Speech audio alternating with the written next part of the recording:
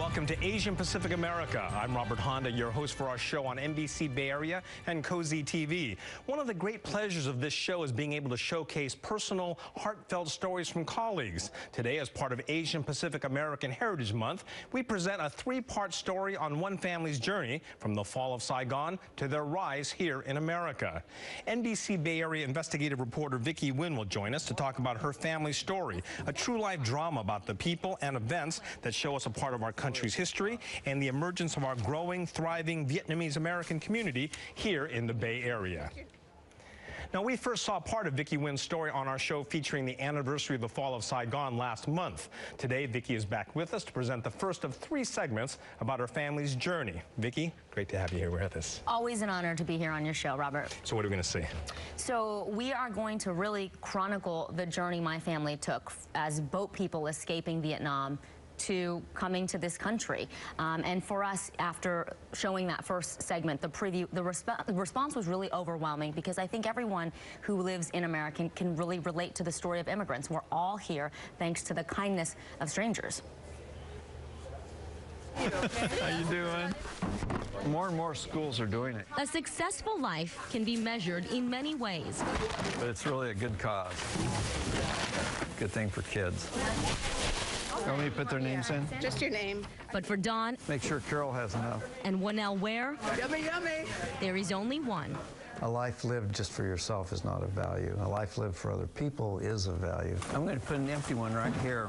Today, it's the weekly lunch pack to feed hungry kids in Brownsville, a rural town in Oregon, where children only attend school 4 days a week so they can help on the family farm. Volunteer work in this community is really a big thing. We have a lot of people that do things for others. Winnell is a retired nurse, and Don is both the editor of the newspaper and the mayor in a town so idyllic, filmmakers used it as the backdrop for the movie Stand By Me.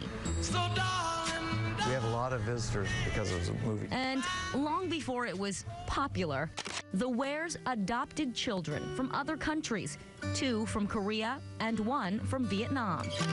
They were helped by Holt International Children's Services, an adoption agency in Eugene, Oregon. They were the first people to do international adoption. By 1980, the Wares had a packed house, raising 5 children on a modest income. That's when Winnell received a letter that would change my family's life.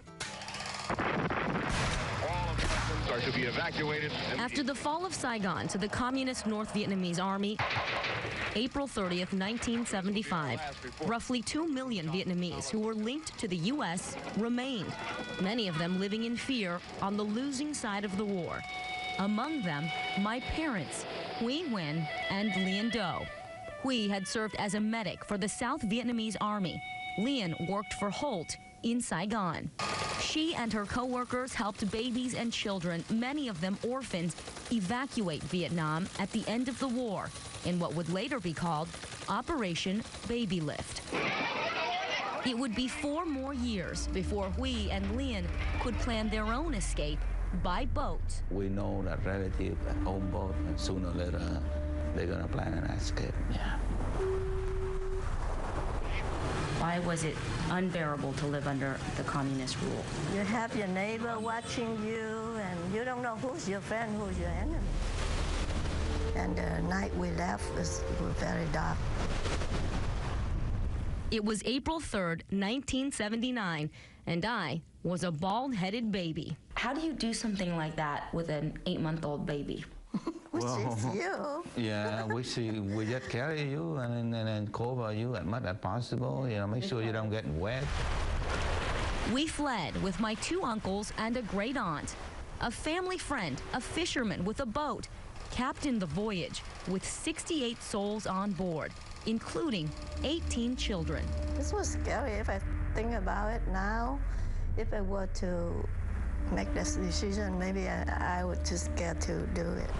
We were stopped by communist Vietnamese police on our way to the ocean. They stopped us in the middle of the night. We only instruct them go, drink, or watch. They robbed us, but we avoided being jailed for trying to escape Vietnam.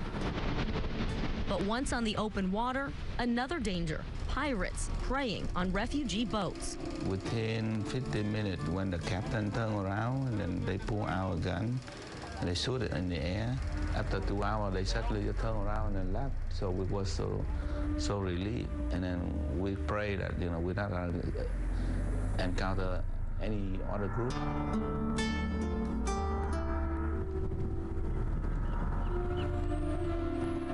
It's unknown how many Vietnamese died on those journeys, some from the elements, others killed by pirates lost at sea. We have to say that we were so lucky.